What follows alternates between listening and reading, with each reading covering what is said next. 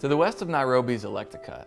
It's a curious place. Its arid land is home to farmers with no irrigation. There's no close, reliable water source for their crops or animals.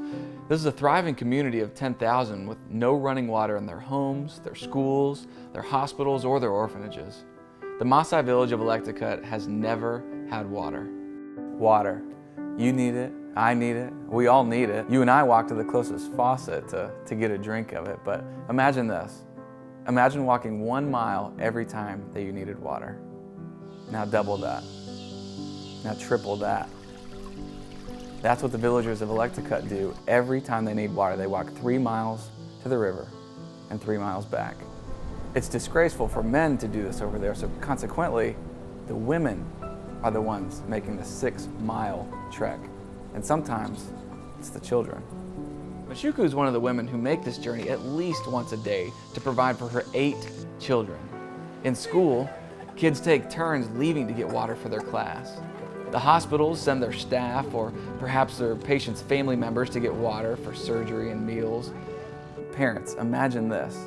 Your child cannot eat without a trip to the river.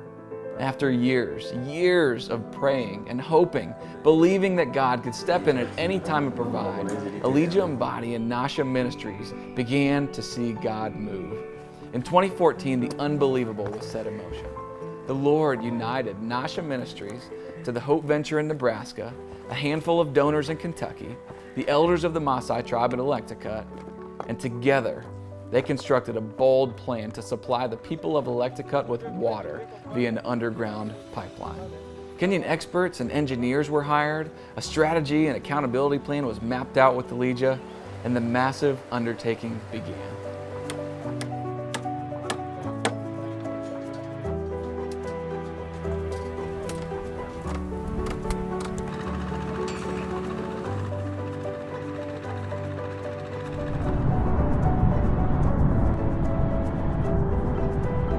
Because of this project, irrigation pipes now run to entire sections of the land.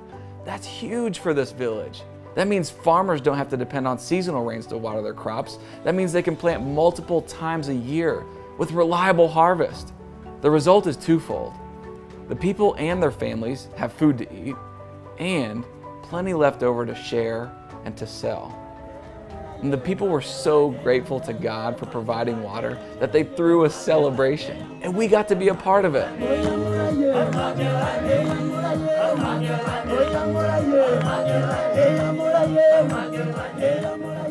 Fast forward to today, and water's closer than ever. Right now, the team is building a purification tank and working on laying pipe to directly deliver water to the clinic so doctors can be more efficient, and to the school so kids can go to school for what it's intended for, to learn.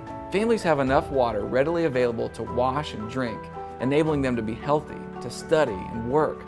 And as a result, the economy of the entire community is increasing. The collective goal for this water project is for it to be self-sustaining. This requires ownership. The leaders of the community have been part of the project from the very beginning and are in fact considered partners. The Maasai have helped put in the pipes and build the tanks. And because of this, the entire community is committed to maintaining the entire system, the pumps, the pipes, the tanks, all of it. In just a few years, this community has gone from a cycle of poverty and disease to having accessible water. This translates to healthy people, healthy crops, and healthy animals. And now, in a whole new way, the village is talking about ways that they can serve others in their area. If you want to find out more about Oletukat Water Project, about Nasha Ministries, or about the Hope Venture, check out the information on the screen.